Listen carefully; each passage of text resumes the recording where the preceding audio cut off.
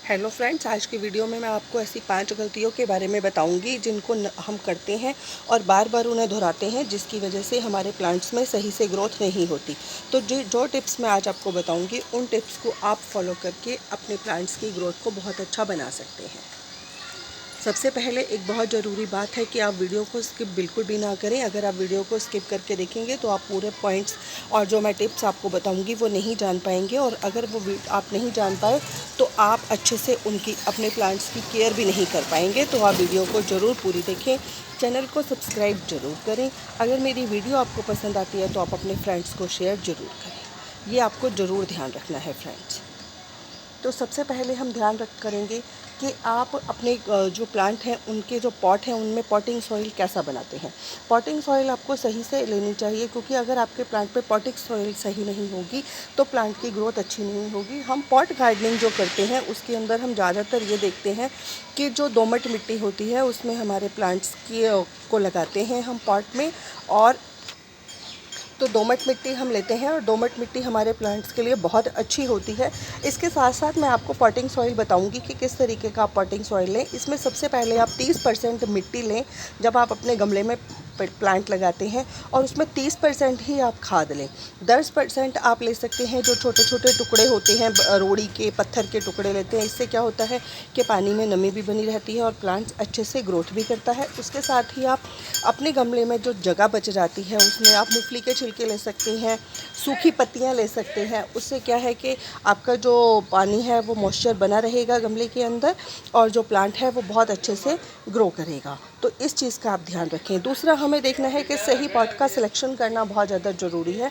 आपको सही पॉट का सिलेक्शन करना है। दूसरा मेरा टिप ये है, क्योंकि जो इस प्लांट की तेज ग्रोथ है उसमें आप बड़े गमले में लगाएं, और जिस प्लांट की धीरे ग्रोथ है उसको आप लगाएं बड़े गमले में, और जिसकी तेज ग्रोथ है उसको लगाएं बड़े में, और जिसकी धीरे ग्रोथ है उसको लगाएं छोटे गमले में। ये पॉट का सिलेक्शन करना आपके लिए बहुत ही ज़्यादा ज़रूरी है।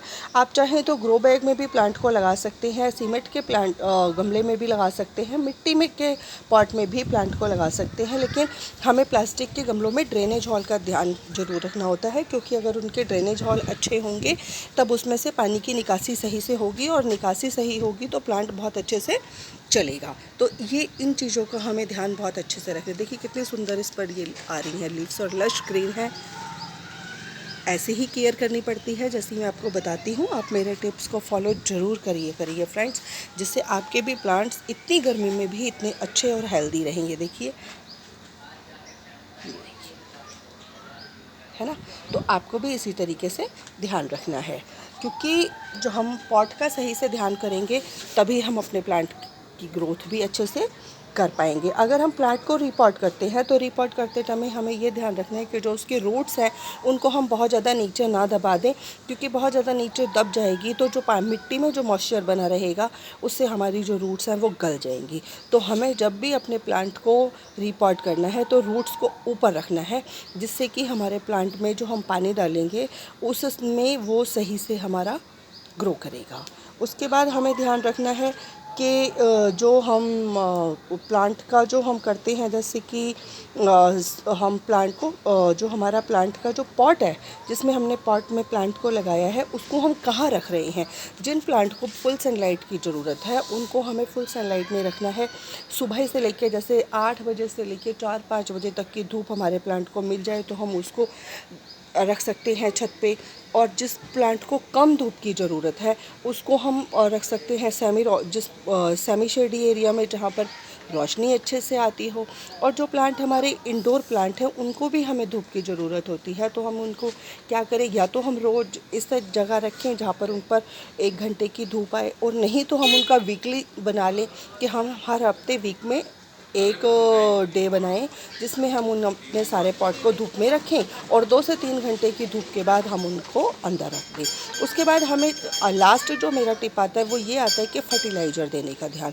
क्योंकि फर्टिलाइज़र देना ऐसा नहीं है कि आप हर महीने फर्टिलाइज़र दे दें। फर्टिलाइज़र देने के लिए 2 महीने होते हैं जो मैं आपको बताऊँगी। सबसे पहला है फरवरी। अगर आप फरवरी में फर्टिलाइज़ कर देते हैं, अपने प्लांट्स में अच्छा फर्टिलाइज़र डाल देते हैं, तो पूरी गर्मियाँ बारिश के आने तक आपका प्लांट सही से ग्रो करेगा। और जब बारिश आएगी तो बारिश का जो पानी है वो वैसे ही प्लांट्स के लिए बहुत ज़्यादा हेल्दी होता है, उसके अंदर सारे विटामिन्स होते हैं जिससे प्लांट अच्छे से ग्रो करता है। और जो दूसरा महीना है वो है अक्टूबर का। हम अक्टूबर में भी फर्टिलाइज़र डालते हैं, तो उसके बाद हमारा प्लांट सर्दियों में हमारा बहुत अच्छे से ग्रो करता है। हम डाल सकते हैं, कौन सी खाद डालें? खाद हम गोबर की सड़ी हुई खाद डाल सकते हैं, हम वर्मी कंपोस्ट डाल सकते हैं। उसके साथ साथ जैसे कि बहुत सारे खाद है, आप चावल के पानी का फर्टिलाइज़र डाल सकते हैं, आप गोबर के उपलों का लिक्विड फर्टिलाइज़र बना के डाल सकते हैं। वो मैं आपको बताती ही रहती हूँ, मैंने कई बार आपको ये बताया है कि आप इस तरीके के फर्टिलाइज़र अपने गमलों में डाल सकते हैं। तो वो जो फर्टिलाइज़र है वो महीने में आप एक बार डाल सकते हैं।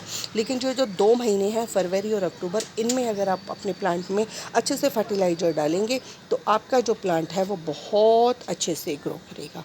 तो फ्रेंड्स, ये 5 टिप मैंने आपको बताई, आप इन टॉप टिप्स को फॉलो करके अपने प्लांट्स की ग्रोथ को बढ़ाइए। मेरी वीडियो अगर आपको पसंद आती है तो अपने फ्रेंड्स को शेयर करना बिल्कुल भी ना भूलें।